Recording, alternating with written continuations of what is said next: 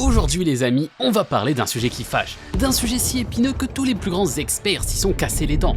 En effet, aujourd'hui on va regarder l'Abyss et venir répondre à la question que tout le monde s'est déjà posée un jour.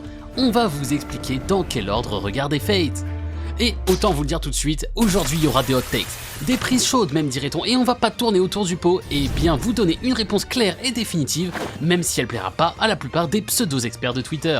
Voilà. Et du coup il n'y a pas besoin de perdre plus de temps, commençons déjà par voir un peu de quoi on parle. Oh, mais avant ça fait super longtemps qu'on l'a pas mis, donc Kyoto, balance le générique. 彼らカルデアはこれを尊名として守り続けた。俺は藤丸律香。多くの人たちに助けられカルデアのマスター勝負だマハープララヤ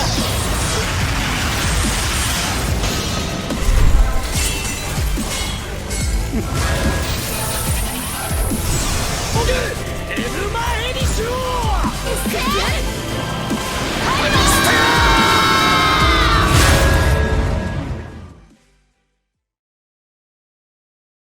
Bon, pour commencer, un petit rappel s'impose je pense, puisque si vous regardez cette vidéo, certes c'est probablement juste parce que vous êtes un fan de Fate et que vous souhaitez juste venir nous insulter pour avoir donné un ordre différent du vôtre. Ça se comprend. Mais on espère bien que dans le lot, il y a quand même quelques-uns qui regardent la vidéo pour son but premier, c'est-à-dire comprendre ce que c'est Fate et pourquoi c'est trop bien. Pour les petites explications, je vais donc laisser la place à mon partenaire. Du coup, Fate c'est un sacré morceau, et ça a commencé il y a déjà plus de 20 ans, avec Fate Stay Night, un visual novel, c'est-à-dire un roman visuel pour ceux qui seraient fâchés avec la langue de Shakespeare. Il est écrit par le GOAT Nasu Kinoko en 2004, et déjà le mec son blast ça veut littéralement dire aubergine champignon en français. Autant vous dire qu'il nous a cuisiné une histoire pas piquée des hannetons. J'ai la flemme de vous expliquer l'histoire en détail, donc vous pouvez soit aller voir notre ancienne vidéo sur le Watch Order de Fate, qui est en gros une version plus chiante et plus détaillée de celle que vous regardez actuellement, soit lire un résumé sur Wikipédia. J'ai appris ça sur internet. Ça ira sûrement plus vite, et vu comment on était gênant sur nos anciennes vidéos, ça sera sûrement mieux comme ça. Pour aller très vite malgré tout, en gros c'est l'histoire de magiciens qui invoquent des servants qui sont des célébrités historiques ou des personnages de légende, pour se faire une petite partie deathmatch PvP Hunger Game ensemble. Et celui qui fait top 1 obtient le Graal, un calice tout puissant lui permettant de réaliser n'importe lequel de ses vœux. Tu peux donc te retrouver avec de gros Héraclès qui viennent se taper avec le roi Richard ou Jack l'Éventreur, et le concept est absolument génial. Mais bref, après quelques années, ce visual novel a commencé à recevoir des séries d'animation d'une qualité pour le moins discutable au début, mais il a su se démocratiser pour devenir un vrai ovni à partir de 2011 avec la sortie de Fate Zero, le préquel de Stay Night qui a été animé par le studio Ufotable. Pour les cancres du fond, Ufotable c'est très simple, c'est le studio qui arrive à te prendre un manga tout à fait médiocre comme Demon Slayer et qui avec des effets spéciaux de fou furieux et une musique qui ferait bander Mozart, transforme ça en une machine à hype infinie. Donc autant vous dire que quand ils adaptaient un truc comme Fate, qui était déjà bien écrit de base, contrairement encore une fois à Demon Slayer qui est très médiocre, pour ceux qui n'auraient pas entendu la première fois que je l'avais dit, ben forcément ça donne un pur banger, et Fate Zero est souvent considéré comme le meilleur animé Fate à ce jour. A partir de là, ça a continué avec un remake de Stay Night en 2014 pour venir adapter la deuxième de ses routes, Unlimited Blade Works, qui suit la Best Girl et ses énormes cuisses. Et le visual novel a continué à être adapté par la suite avec Heaven's Fields, une trilogie de films pour gérer Sakura, c'est-à-dire une version de Shino Aburame en un peu plus coquine mais tout aussi insectueuse. Et elle a malheureusement tendance à aussi changer les C en S, mais ça c'est une autre histoire. Tu vois ce que je veux dire. Parce que effectivement, pour ceux qui seraient pas au courant, oui vous là-bas au fond, Exactement, ouais. les romans visuels comme Fate Stay Night, bah ils voulaient souvent prendre des décisions qui impactent l'histoire énormément. Et du coup, on se retrouve souvent avec plusieurs routes ou scénarios aux histoires complètement différentes. Autant dire qu'au moment d'adapter ça, ça peut vite devenir très bizarre. En l'occurrence, les routes de Fate sont basées comme on l'a dit sur la fille que le perso principal va se taper si on résume en très gros. On a donc UBW pour Rin et Evansfield pour Sakura. On a aussi la route de Saber, qui a été adaptée avec l'anime de 2006, mais à l'époque c'était assez brouillon, et les mecs avaient pas encore décidé ce qu'ils allaient vraiment faire de cette franchise. Donc, à éviter quoi. En parallèle de tout ça, Fate a commencé à se développer dans un peu tous les sens avec d'autres jeux, d'autres mangas, d'autres animés, romans et tout ce que vous pouvez imaginer. Et c'est pour ça que vous vous retrouvez sur cette vidéo, parce que vous savez plus par où commencer. Aujourd'hui on parle animé, donc on va parler que des entrées qui ont été adaptées en animé et on vous expliquera à la fin par où commencer votre visionnage. Notez au passage qu'on a une vidéo sortie pour donner notre avis en détail et avec une partie non spoiler sur presque tous les animés dont on va parler, donc vous pouvez visionner ça si vous voulez en savoir plus. Du coup, on commence avec Fate Apocrypha qui est sorti en 2017. Lui, c'est un peu pareil que Stay Night. On suit une guerre du Graal, mais cette fois c'est plus du tout du Battle Royale et que le meilleur gagne. Là, on est passé en match à mort façon équipe sur Call of Duty. Et on se retrouve avec un petit 7v7, le tout accompagné par des Allemands de 1940 un peu vénères.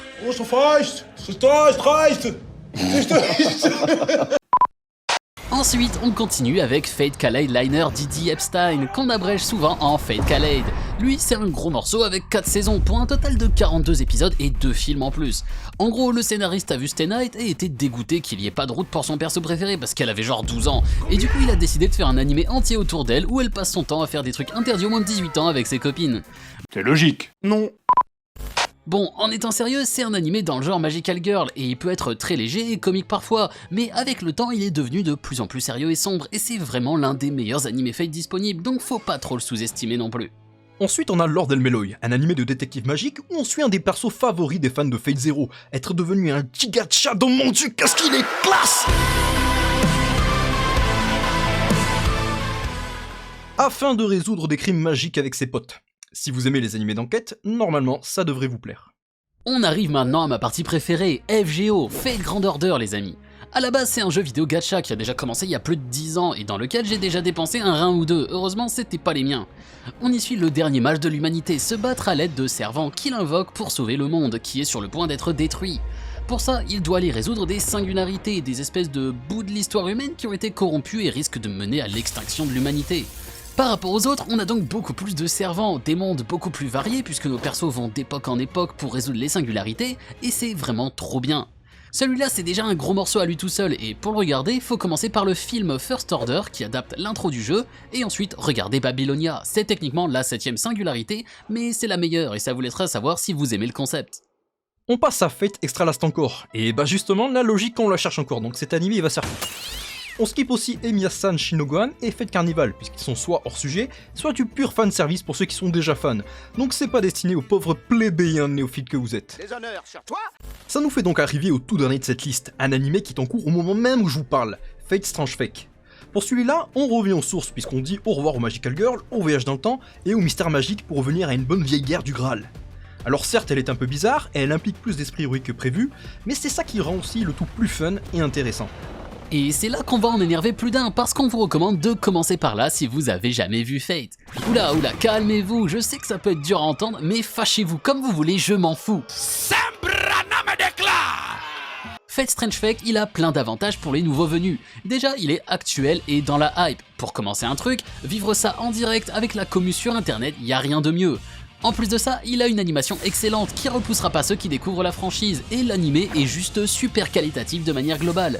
Je rajouterais même qu'on vit à une époque où l'aura est reine après des animés comme Solo Leveling et Jujutsu Kaisen, et que Strange Fate ne manque pas du tout d'aura justement, bien au contraire. En tant que fan de la franchise, c'est une dinguerie de voir ça parce que l'animé a pris des persos qui ont un niveau d'énormes baisers.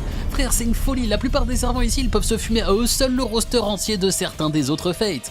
Et enfin, le plus important évidemment, même s'il s'apprécie mieux en comprenant toutes les références et sous-textes qu'on a via les anciennes animés, Fate Strange Fake se regarde parfaitement par lui-même en n'ayant aucune connaissance des autres Fates.